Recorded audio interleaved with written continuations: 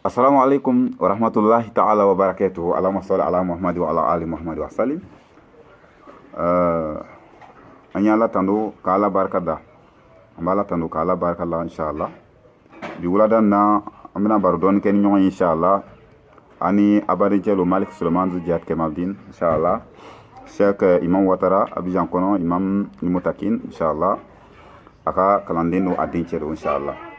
Donc amina donim fo inshallah kisa do la ñogoñe ngode jumay oral bi albi alaka al famiyal ko manda ambela jelema alaka sababa da ambela jelema kanke sababa tigi amina kisa mu fo di jumay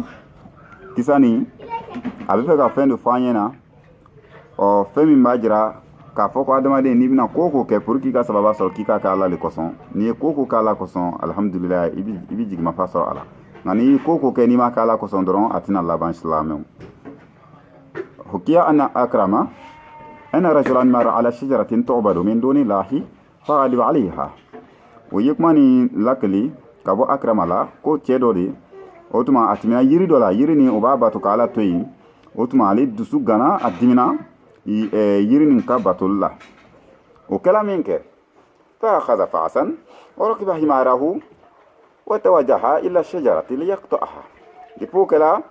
وتما أيرلا سوكا أي جنتا كير سوكا أيرلا كسوكا كينيا شين كتا يرنين فبوركا كتا يرنين تيجي دونك وكلا منك فلقيه إبليس في صورة إنسان وكلا منك شيتنا تلا كتي إجو تشينين يفا تلا تشينين كومبي شيتنا يا كومبي منك ويا صورة شيتنا يا يربلا أدم دي سورة لا دونك أي تشينين كومبي لباي تشينين كومبي فقال له إلى أين تذهب أيافو تشينينا كوتما كو إبتامين دي أي تشينين أوتوغولا فقال إلى شجرة تعبد من دون الله تيافو ينا كومبيتا يري دولي نوفي وبي يري من باتوكا على توينو ميتا يري نين ويري دي نوفي دونك تيكو أما تغني وأحدت لها أحدا أن أقطعها كوني الله يريتا الله تعالى وتما كومبيتا ويري نين تيكا كابوي بيو pour que mo ka ala batu ka yiri ni la batu litoy ayo fo sitene ne o ya soro sitene bi kan kuma ne salame o adama de sawra de la fa qala lahu iblis alayhi la'ana iblis ya fo sitene ya fo sa cheyene sitene danga den aya fo cheyene ma la ka wallaha da akot aha ko monde bi emo yiri ni ka ko laban ko yiri ni ka tigali toy sa e kana tiga ki ka yiri ni ka tigali toy ayo fo cheyena فلم يدا فتخاصما شين ما سون غيرتو ابدا او ينيون سوسو او يمانغا ولينيونا فصرع ابليس ثلاث مرات سيدنا يقول تشيلا شين سبب اي شين سبب كاب كل تشيلا دون اماسي تشيلا فلما عجز ابليس عنه قال له ارجع وان اعطيك كل يوم 4 دراهم سيدنا دسلا تشيلا مينغي ايا فوتينا ko kosegi ika yelen tigal tuiban niyoke ko dien dongo do nebina dinari nan takadim ayo fo o ya soro abi adamari sawrala islamu shitnabi adamade nyini la hala bela jelena abina adamade sawrala abi barakini hakri molola donc a puru ana bolokacha wala sisa albi ala kan kisi sitne toroma donc mamina desela chela ayo de fo cheyena أي من تكساك تيسر سلامه فلما عجز إبليس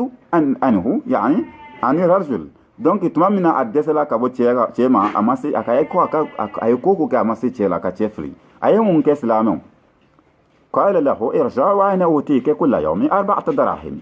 ako chema ko iko sigiban ko jendongo dombi 4 darahim me dirhamun nani takadimo jendongo o ina foro de islamon o just lamon sura sitna bi se ka adamadi soro ni femi ye ka teleya janna foro bo okonona na islamon yayi jas lamon na foro abse ka ke sababu ye ka adamadi fil teleya boroma o sitne yi warle ta ka chen fil ayin na foro le ta ka chen fil de pa afo ko dungo do ko ni yiri ni tigal to ko dungo do bin dinari nan ta kadima wallahi islamon aka kuma lame fa qala rajul ke ya fo sitne nyena atafa'al dhalik ikai ko atafa'al dhalik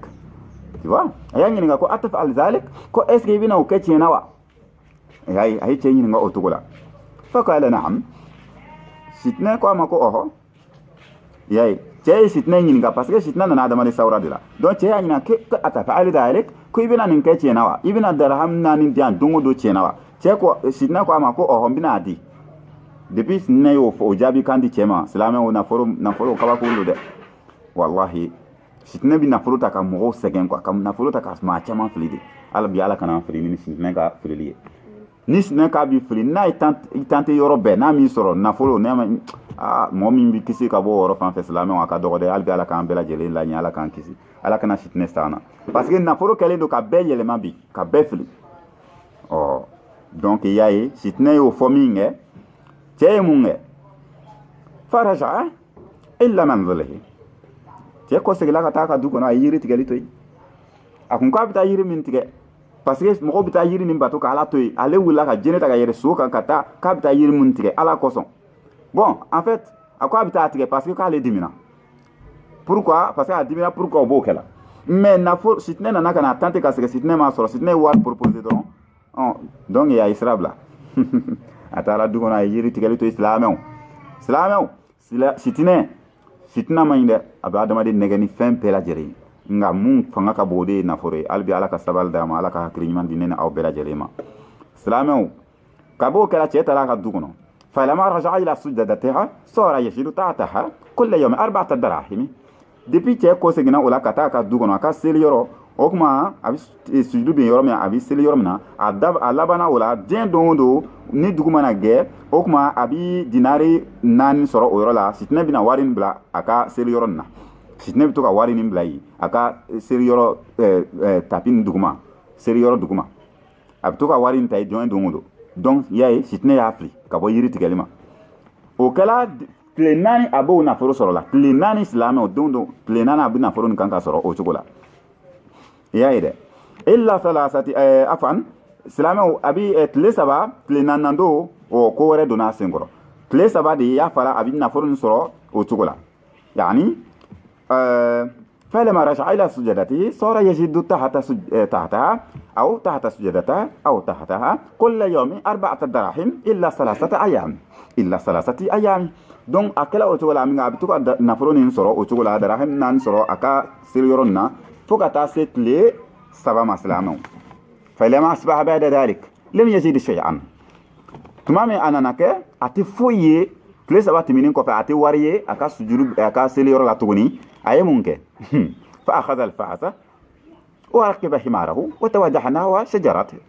yayi donc anana ye ko sitna ti kanga walbla ati kanga war soro tugu min ga ati war soro la ka tapi koro tugu aye munke a hakiri jigla yiri nin ko tuguni aye munke aye aka jene ta tuguni jene koron ta tuguni ka yera ka so kan tuguni ka tlen yiri nin fanfela la ki nyesin ka bita yiri nin tike fakama yamamahu fakama iblis ala tilka sura sitna bola tuguni ki jo o sawra koron nin ka asira mi aye sawra folom ta kana chema ko sigena tugun kenan o sawra kena فقال له أين تريد سيتنا يا نينغا كيف كان يورج من دي لايني يبي كان يورج من لايني ستادي في كتا يورج من فقال له أين تريد سيتنا يا كيسون بلاكا قال أريد كتا تلك الشجرة أكو سيتنا ما كوم بي فكا يرين كوم بي لايني كلا كتا يرين دينو فكا تاتك كوم يرين كتا تجل لايني أيو فسيتنا ينا سيتنا ينا شو فسيتنا ينا قال إبليس سلامه سيتنا يا فوتشينا لا تتيق ذلك قلت سيكا يرين تيغتو سيتنا يو فوتشينا depuis sitna yo fotena fatakhasuma oye manka wulinyona yaye fasarahu iblisu la'natullahi alayhi au sarahu iblisu la'anahu lahu 3 marat okuma sitna otuma aye kule kan cice kan sien saba sulama kaba ko fleni folo la kunye kule kan cice kan masala ngai kule après na cice kan sien saba yoronna fata ajaba rajul wallahi kaba ko yai cemina ce yere yela donc a fanga soro cela sila cela worola fa qala ce ko ola sisan bi ay sababi anta ghalibun alayya wa kuntu ghaliban alayk ce sitnayin ko mun sababu de yake egli yala esla ne nabi kata soro nek mi se ela folo egli yala ne kata soro ne de kun ka gili e kan folo la ce sitnayin nga o chugola minge aywa ako ba ay sababi anta ghalibun alayya وكنت غالبا عليك قبل يعني قبل يورينا بمعنى قبل ذلك أو قبل اليوم. نعم donc ayo fo donc sitna bina che jabi ola ka fo pourquoi aller cela che la abno fo chena fa qala iblis alayhi la'natullahi aw alayhi la'na sitna ya fo chena danga sitna danga de ngoni ako nam kayna khurujuka awwal marra lillahi ta'ala falaw ijtama'a awani kulluhum alayka la yukawamuk sitna fo chena ko ika boli fo o kungela ala kelende koson ala le koso ala mun fanga be ala a sekora talendo ako kala mun ye fanga mai ka bo folo kun kala o de koso ko al ninga ko ke nyogon bela jelen kun faralanka nga bara nyogon bela jelen kun nan deme kana faranka u bela jeli ko nga ko angi kele kana de ika ko angi kana dane kan ko angi kele ya famu wallahi ko ukunti sila fengila ukunti sila parce que ikumbola ala de koso salama unin kuma nkora yiti